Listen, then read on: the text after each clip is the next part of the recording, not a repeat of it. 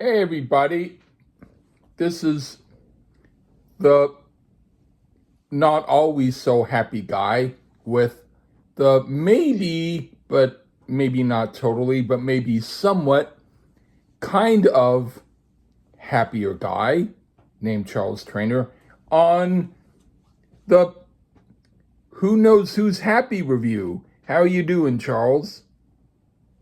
I'm doing pretty good. I want to do a little public service announcement real quick to somebody that won't listen to our episode, but a Uh-huh. man named Jai Anderson. Just Ah, wanted to let you know I have no idea what you're talking about, and not sure what he sent me an Instagram on Facebook yesterday. Thank you. So, huh. what are we getting into today, Lee? We're getting into someone named Calista Hartshorn. Somebody. I smell an AI record here. Uh, Is this an AI record? yeah. Well, But yours. Uh, yeah. Why are you so bothered? No, I'm What's not. wrong? I'm doing this for effect, for our listeners. Drama. I'm Oh, trying to be a drama queen king. Anyway, why? yeah, why Oh not? man, the whole world is drama right now. Yeah, But yeah. And then I'm trying to be the lovely guy in it. Anyway, but trying to be mm, edgy on the whatever I, we're calling the show on I, this episode. The yeah, not so happy guy, and we don't know yeah, if the other guy's happy or not. So yeah. Yeah. That's good kind of like enough. that. Yeah. Anyway, but yeah, it's some that I was involved in, and yes, I did write some of the music for it. Well, And who, it's who else wrote the rest of it? um Suno. Oh, yeah. Yeah. Okay, Yeah. I got it. And And I'm not asking to be a no, you can ask controversial. I'm curious. because if people ask who Suno is, they can think Suno is this Japanese hit maker who I somehow know, and I get him to write my music with me, and I wouldn't care if they thought that. But anyway, yeah, um, AI site, but yeah, um, it it's mine and its, and this is uh, I think it came out rather how I was hoping it would. And in some cases, it might be careful what you wish for. But in other cases, I would think, yeah, it's cool. And it's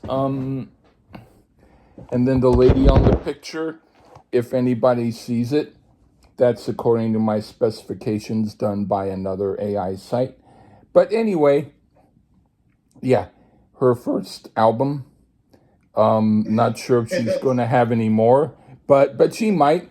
But yeah, it's Well, let's see it. different kind of music, and Yeah. and I thought that it might be interesting to see what you think of it. Huh.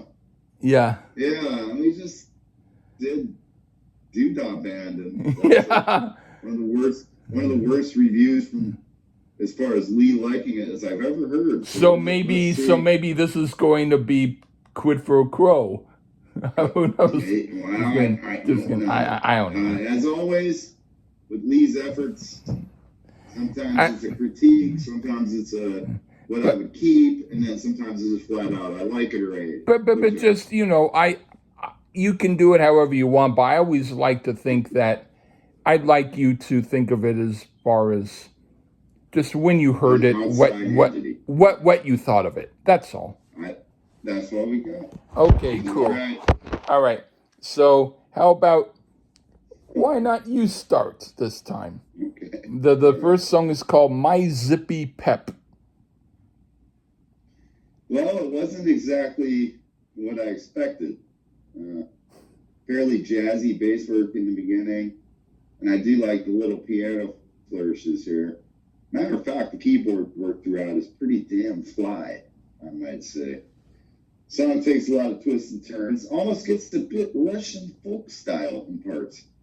Very interesting. Lots of surprises on this, and that's the strength of it. So there you go, my zippy pal. Right on. This is like very strange, somewhat comical, neurotic clown music, coupled with an automated jingle that plays when kids ride mechanical toy horses in the supermarket. It's interesting, and I feel it would probably work even better if it were a part of a play and performed live. Okay, now for the second song. The car runs on gravy. Okay, this is like Edith Piaf meets Tom and Jerry cartoon music, played by musicians all on acid and peyote, with a bit of senile lyrics to boot, all put together in a way like no other. But it's quite enjoyable in its oddball way. It's unique. What do you think? Oh, the gravy. It's back. One of my favorite these songs ever. Licking the gravy. Yeah. Columns of gravy at that. It gets a little Andrew Lloyd Webberish in parts, which is interesting as it starts cool and mellow with some very breathy singing. But I'm actually more of a fan of the intense portions of the song. This could easily become a gothic metal song if you crafted just that portion of the song. Right Matter on. of fact, that's what I do. I just utilize that portion of the song and put a bit more of hardcore guitar, and that's exactly what you have, a gothic metal song. Cool. The car runs on gravy. Right on. I don't disagree. What do you think of Nose Farm? I do enjoy the bass line, and this one kind of comes across like a rumba a little bit. I'm not sure what cooking a belt buckle has to do with the nose farm. Oh, well, sure. Why not? I do enjoy the feel of this song for sure. It's got a good vibe to it and can easily be danced to. So come on down to the nose farm, folks, where the belt buckles get cooked. Yeah. I thought this is like everybody's samba with the neighborhood kook. It's music. Samba, rumba, whichever. Yeah. It's musically in some places a little bit veering towards normal, but the lyrics and her way of singing make the strangeness even more strange. It's an interesting song. Maybe the character isn't someone one might want to meet in an unexpected situation, but from a distance, quite intriguing. Okay, now for the IQ of the alphabet. Okay. This is like a mad woman doing a bizarre cooking show on a children's channel making toadstool soup for the Berenstain Bears while the jazz band cuts in trying to make logic of the situation, but then logic leaves and the mad woman continues and everything turns to chaos, but at least the audience got their money's worth. It's disjointed, but purposefully so, and it works, and I dig it. What do you think? Why hasn't an IQ of the alphabet been done yet? Good question. Yeah. Again, it seems a bit Russian folk inspired here. Not sure if that's what was being went for, but as a structure, it reminds me of that. Pretty cool sax solo, some really good piano playing here. My only issue was Calista's voice gets a bit grating at parts, but overall, a pretty cool list. Right on. What do you think of Ouch Goes the Radium? Pretty mellow and very laden with horns, and unfortunately not the horn sound I'm really big on. Something about this one bored me, and it actually pains me to say that. Maybe it's just the style of the song. So more about the type of sounds I would gravitate to or wouldn't. That's cool. Unfortunately, this isn't my style. Doesn't mean others wouldn't like it, though. Okay. I thought this is sort of like a romantic scene from Batman where Batman meets the crazy lady from Nutsville and she tells him a lot of insane gibberish while they dance. It's an interesting song and no less weird than the others. Okay, now for Imaginary Fish Sauce. Okay, jazz scat singing by an opera singer repeatedly emphasizing having plenty of orange mushrooms While the video game music goes 78 RPM speed, the songs are getting weirder, and this is nuts, but also sort of cute. What do you think? Now we're back on track. The keyboard work here isn't beyond insane, and the good kind of insane. And I have no clue what she's singing about, but it doesn't really matter. The excellent keyboard sounds more than make up for any confusion, and this is one of the better ones here for me. Imaginary fish sauce, baby. Right on. Hey, cool. What do you think of a gazelle married a teaspoon?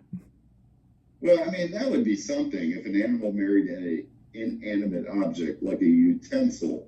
I guess they've heard crazier things. The vocals are pretty good here. Got a nice rhythmic feel. I've noticed now at this point on the whole album, these kind of wacky beginnings. And I would just cut that part. And Okay. it kind of disrupts the flow that is laid down on the song. If you focus the tab, this effort a little bit more, you got it. Because I believe a gazelle can marry a teaspoon. Okay. That's not at all bad advice. Anyway, some of this is conventional music, which is interesting, but the stranger parts are extremely strange, and the words are no less so. Even if it doesn't have any noticeable logic, it at least has a bizarre consistency that might be worth studying in a laboratory. Interesting song. All right, now, next song is Don't Untuck My Coat. All right. This might be the most normal song musically, but lyrically, as strange, if not even stranger than the others, even though it's somewhat of a clash between lyrics and music. In other ways, they work perfectly together, and that's unique. And it's interesting, and this song is cool. What do you think? Well, with a little bit of actual singing in it, and due to its short runtime, I'd have just made this an instrumental. And actually, the singing isn't that good to my ears anyway. But the Okay. music in it is very good, so I would say this should be an instrumental. Oh, okay. It can be. Anyway, what do you think of Bouncing Fact Checker? The rambling bass and piano is starting to become a bit formulaic. As the songs after this, I mean, none of these songs need that. And this Okay. is another one of in the enjoyable side on the aisle, though, once we get away from that. Mm-hmm. The keyboard work, again, is straight from the mind of a genius here. I enjoyed this one. Just doesn't need that wacky beginning. Okay. It can easily be cut out. Poo on you. Just kidding. Anyway, another strange song goes with the consistency of the album. It's interesting. Not much more to say at this point. Now, the last song, Interesting Bread. This is the closest to a normal song and sounds somewhat like progressive rock. It might be one of the best songs on the album. I dig it. Lyrically, it almost, if not quite, totally makes sense. And it's cool. What do you think? Well, once again, and I think it's a hallmark of the whole record, that strange rambling in the beginning, which goes the way of the dodo, thankfully, because I do think the bass work on the main track is really cool. And some of the playing choices here, as far as the other instruments, are pretty cool, and in particular those keyboard parts. So as far as the whole album, I would look at those wacky beginnings and maybe trim some of those out. Yeah. Because the songs don't need them. They're actually very interesting overall. So Cool. I'd be interested to hear more from old Calista. Right on. Just fire Les Claypool or whoever's playing that bass in the beginning. Okay. Get somebody else. All right. That would be me, and my I can tell. It pains me to say that. Yeah, but no, it's fine. Because without that, the song wouldn't be shaped the way it was, and elements of what I do are on the song anyway. So it's all good. Well, So, thankfully. Yeah. Yeah, more Calista, less Monzo, dog doodah. Hey, that's a good name. Right on. Thank Yeah. you. All right. In fact, I did somewhere on my AI site.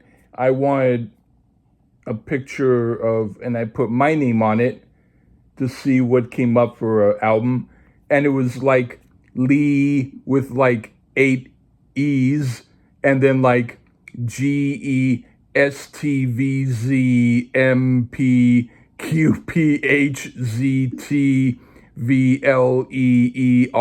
or something like that. Some that you couldn't even understand. But maybe sometime I'll use it. There you go, man. All right. But anyway, thank you, Charles, and thank Thank you, you for having me back. thank you, everyone, for listening to this review by A Guy and the Other Guy. Okay, take care. Bye bye.